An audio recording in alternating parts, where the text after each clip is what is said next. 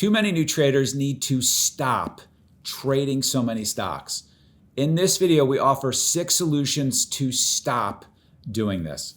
I'm Mike Bellafiore, and we're one of the top proprietary trading firms located in New York City and proud to have developed numerous 7 and even 8-figure per year traders. We hope you agree this is the top YouTube channel to help you grow your trading account.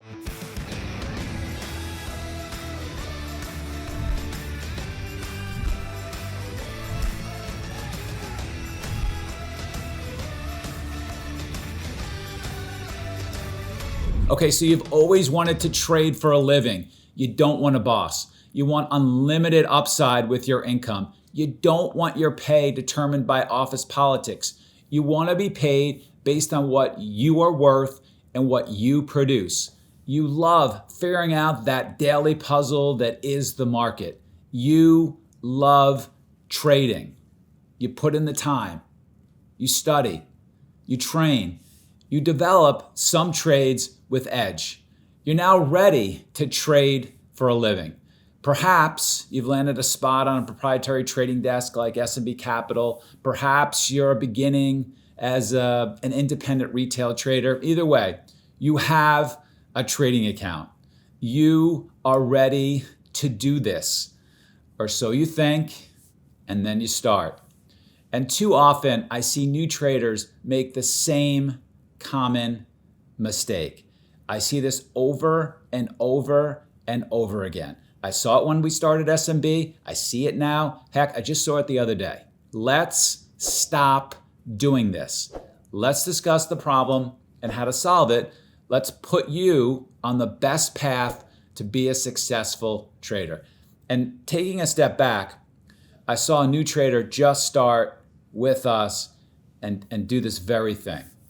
And quite honestly, it pissed me off. I think highly of this trader. He has ability. He's so much better than he's shown. His poor start is not acceptable. He's much better than this. I have to say, I'm disappointed in him.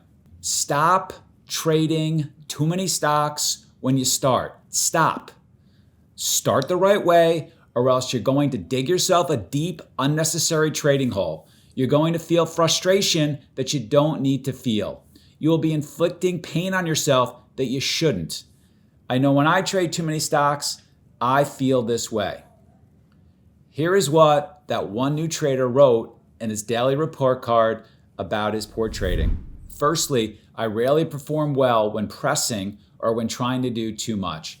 I have definitely felt the need to perform well right off the bat, and this has led me to veer away from my style of trading in the following ways.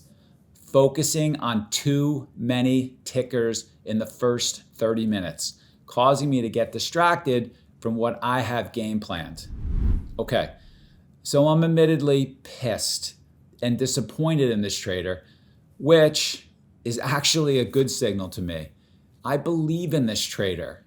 I wouldn't have gotten pissed if I didn't have high hopes for this trader. So now we need to find a constructive way to help this trader. I needed to communicate this was not acceptable, but then provide guidance. I responded to this new trader in a curt email. You are not permitted to trade more than 3 stocks in a day going forward until you show you can trade 3 profitably. Now, I followed up with a phone call to this new trader. I was honest with the new trader. I communicated his start was not acceptable and surprising. I was surprised by it. I communicated that I believed in him. I believed in his abilities to succeed and that he didn't need to press at the start. That pressing and overtrading is the way to get fired and lose his seat. I was clear we expected this trader just to be himself at this moment in time in his trading career, to just be consistent and build from there and do what he does well. That would be more than enough. Slow and steady and consistent progress is the way. Not surprisingly, this trader was positive the very next day.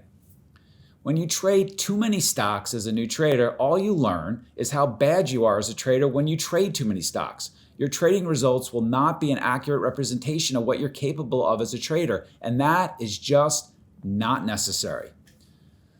This example from the desk provides an excellent opportunity to find solutions for this trading problem. I know this trader is not the only person to have ever struggled with this issue. I know many of you do as well. Let's offer some solutions so we can get better together. 6 solutions to solve this trading problem. 1, save enough money to survive the very real learning curve. Notice how this trader is pressing at the start? This tends to be from a need to make money. Have enough money saved so you don't have to make money for 1 to 2 years. Recently, a former intern visited our offices here in New York City for lunch, and I haven't seen this trader in a while. He was an intern over 10 years ago. He took a job at an investment bank. His present job, according to him, is not what he really wants to do. He wants to trade. And he's had a lot of success with his trading done just part-time. His account has grown approximately to $3 million. But he has a number in mind, a number that he wants to hit before he quits his safe investment bank job and trades for a living. And he's not going to start until he hits that number. Second, be you at the start. Don't try and be Shark, one of our best traders at the firm. You are not Shark, or at least not yet.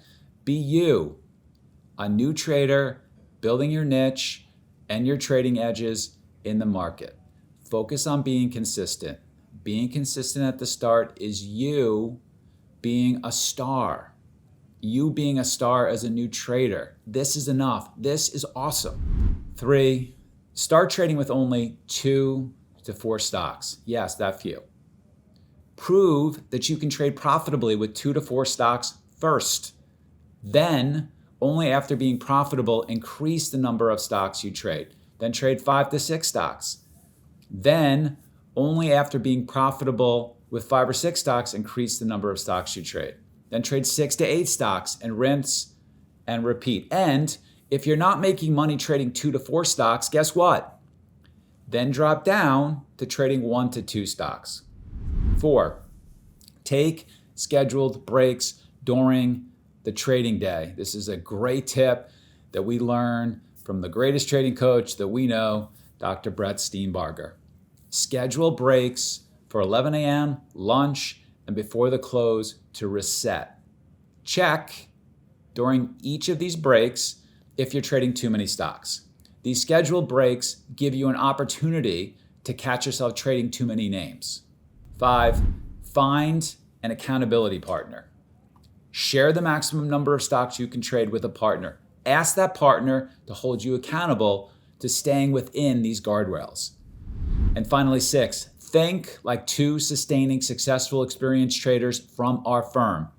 An experienced trader on our New York City desk shared a conversation he had with another experienced trader on the desk in our conference room recently with me.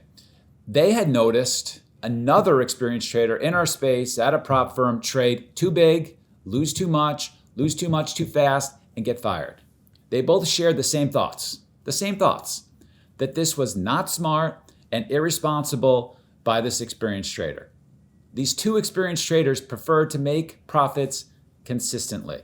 Too much volatility in their P&L was not for them. This is how you sit in your seat for the next 10 years. And being able to do so is how you make the real money. Okay, from all of us at SMB, train and trade well. Okay, do you want to learn more actionable trading ideas that you can implement starting tomorrow from SMB?